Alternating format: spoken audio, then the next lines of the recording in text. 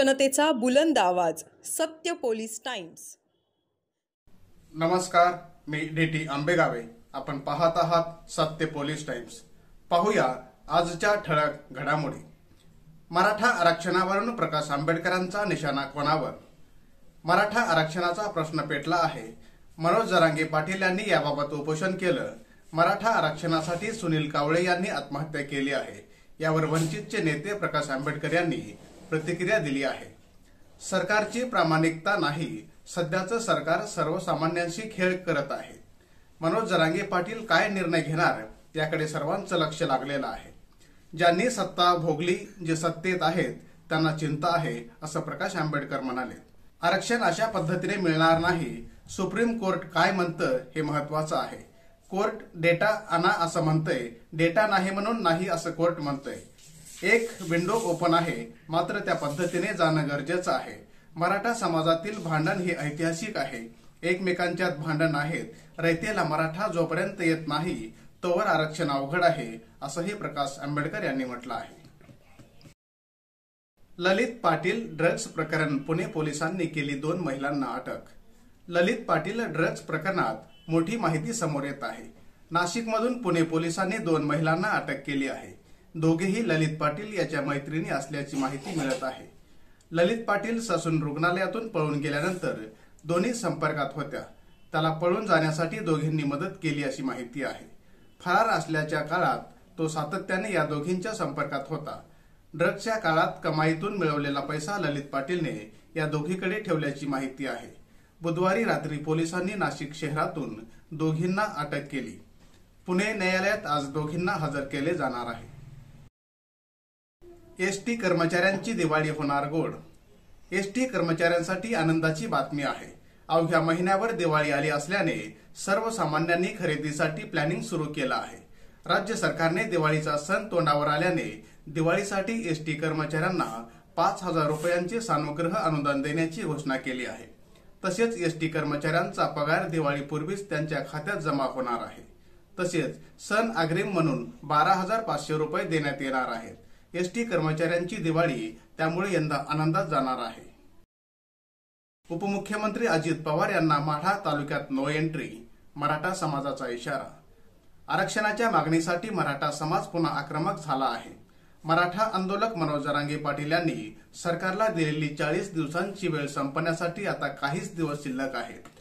त्याआधीच सकल मराठा समाजाने नेत्यांना गावामध्ये फिरकू न देण्याचा इशारा दिला आहे। मराठा आरक्षणावरून राज्यातील वातावरण तापू लागलं आहे। राज्याचे उपमुख्यमंत्री अजित पवार यांना सकल मराठा समाजाने माढा तालुक्यात प्रवेशबंदीचा इशारा दिला आहे। येत्या 23 ऑक्टोबर रोजी उपमुख्यमंत्री अजित पवार हे माढा तालुक्यातील राष्ट्रवादीचे आमदार बबन शिंदे यांच्या टेंभुर्णी येथील विठ्ठलराव शिंदे साखर कारखान्यावर कार्यक्रमाच्या निमित्ताने येणार आहेत। राज्यभरात ऑक्टोबर हिटमुळे काहिली। राज्यभरात ऑक्टोबर हिटच्या झळांनी अंगाची काहिली होत आहे। बुधवारी मुंबईला उष्णतेच्या झळांचा फटका बसला। सांताक्रूजमध्ये सर्वाधिक 36.4 अंश सेल्सिअसची नोंद झाली आहे। विदर्भात कमाल तापमान सरासरी 35 अंश मध्ये महाराष्ट्र आणि मराठवाड्यात 34 अंश सेल्सिअसवर गेले होते। 25 ऑक्टोबरपर्यंत ऑक्टोबर हिटचा सामना करावा लागणार असल्याची शक्यता हवामान खात्याने वर्तवली आहे। राज्यातून मोसमी वारे माघारी गेल्यानंतर हवेतील बाष्पाचे प्रमाण कमी झाले आहे। त्यामुळे सूर्यप्रकाश थेट जमिनीवर येत आहे। त्यामुळे तापमानात वाढ होताना दिसत आहे। ही स्थिती 25 ऑक्टोबरपर्यंत कायम राहण्याचा अंदाज आहे। दिवाळीपूर्वीच केंद्रीय कर्मचाऱ्यांच्या महागाई भत्त्यात वाढ। दसरा दिवाळीपूर्वीच केंद्रीय कर्मचाऱ्यांच्या महागाई भत्त्यात वाढ करण्यात आली आहे। मंत्रिमंडळाची बुधवारी 18 ऑक्टोबर रोजी बैठक पार पडली। यामध्ये महागाई भत्त्यात वाढ मंजूर करण्यात आली। मोदी सरकारने दिवाळीपूर्वी सरकारी कर्मचारी आणि पेन्शनधारकांना भेट दिली आहे।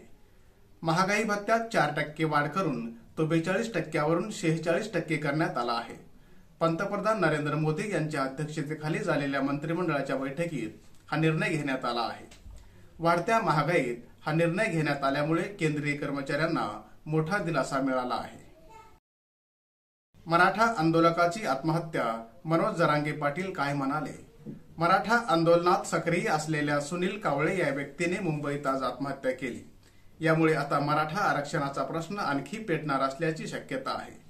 दरम्यान मराठा आंदोलक मनोज जरांगे पाटील यांनीही या प्रकरणी प्रतिक्रिया दिली असून त्यांनी सरकारवर रोष व्यक्त केला आहे.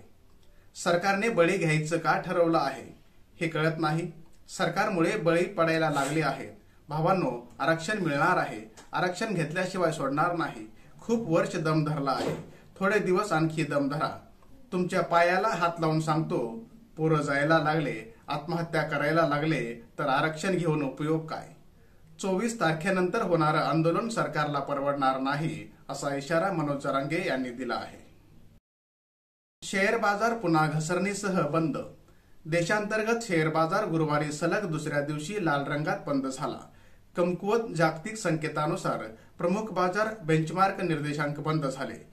बीएसई सेन्सेक्स 247.78 अंकांनी घसरून 65,629.24 वर बंद झाला. त्याचप्रमाणे निफ्टी देखील 46.40 अंकांनी घसरला आणि 19,624.70 वर पोहोचला. भारत बांगलादेश सामन्यामुळे पुण्यातील शेतकरी झाले लखपती. नेमकं घडलं तरी काय?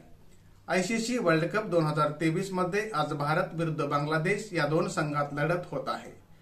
वर्ल्ड कप मधील 17वा सामना आज पुणे जिल्ह्यातील मावळ तालुक्यात असलेल्या गुहुंजे येथील स्टेडियम मध्ये होत आहे. मॅच पाहण्यासाठी मुंबई पुण्यासह देशभरातून क्रिकेटप्रेमी स्टेडियम मध्ये येणार आहेत. स्वतःची कार घेऊन येणाऱ्या प्रेक्षकांसाठी पार्किंग स्थळ म्हणून शेतकऱ्यांनी त्यांची जमीन भाड्याने देण्याची व्यवस्था केली आहे. तर काही शेतकऱ्यांनी त्यांच्या जमिनीवर पे आणि पार्क व्यवस्था सुरू केल्या आहेत. इथे कार पार्क करण्यासाठी प्रत्येकाकडून 50 ते 60 रुपये घेण्यात येत असल्याचे बोलले जात आहे. सामान्य जनतेचा बुलंद आवाज, सत्य पोलीस टाइम्स.